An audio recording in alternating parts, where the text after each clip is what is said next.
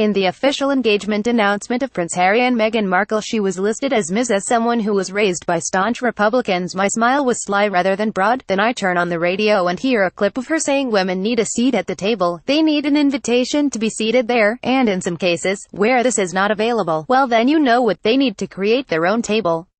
I'm not just smiling now, I'm stringing up the bunting and buttering the baps for coronation chicken sarnies. On a day, brace yourself, this is the first of many that the nation's attentions will be on Ms. Markle. Some of us will be acting all patriotic and taking cues from our feminist fledgling princess by attempting to push through Parliament the work of the one true queen of the amendment, Ms. Stella Creasy. Stella, with the support of MPs across the House, has tabled an amendment to the budget that would force the government through Office for Budget Responsibility to conduct and publish a gender equality impact assessment concerning the charging of income tax.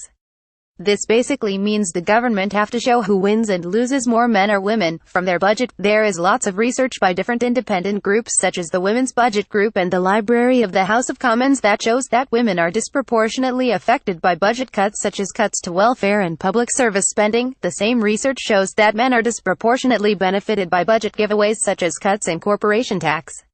The fact that the government don't publish or seek to get the OBR to publish this data and analysis has been raised by the Women and Equalities Select Committee as well as many parliamentarians for many years. The Treasury ministers declined to come to the Women and Equalities Select Committee on the matter.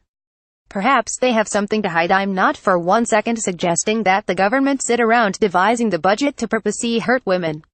I just think they forget about our existence and have little concern for the fact that they might be accidentally making us disproportionately poorer. Oops, the amendment Stella Creasy has tabled to the budget will not change any pound signs. She's not asking them to shake a magic money tree. She's not trading in her democratic will for £1 billion. She is just seeking to legislate that the government have to at least check and admit if their sums about income tax are biased. Those of us who have pushed the amendment are basically just waving like the neighbor you are trying to ignore.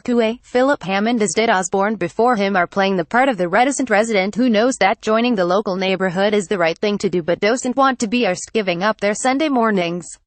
So they look down as they pick their milk up off the doorstep and pretend they didn't see us.